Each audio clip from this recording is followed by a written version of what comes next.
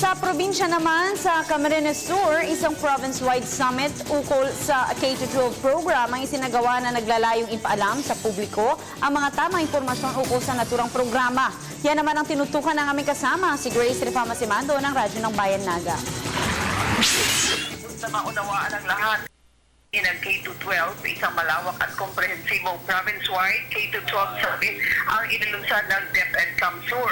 Nilahukan ito ng lahat ng mga head of the agencies, mga school principals, administrators, mga ahensya ng pamahalaan, PNP, LGU officials, at provincial officials. Ito'y kaugnay ng pagpapatupad na ng K-12 curriculum ngayong school year 2015-2016.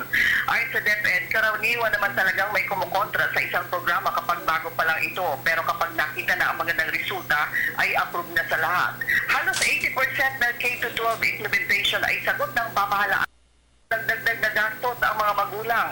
Ang dagdag na 2 taon sa senior high ng mga bata ay katatampukan ng technical vocational subjects at ang bawat bata magtatapos ay sertipikado ng TESDA. Bagay na makakatulong sa kanilang makakuha agad ng trabaho o magtayo ng sariling negosyo oras na makapagtapos na sa K-12 program. Radyo ng Bayan Naga. Para sa Telebisyon ng Bayan, Grace Rifama Simando.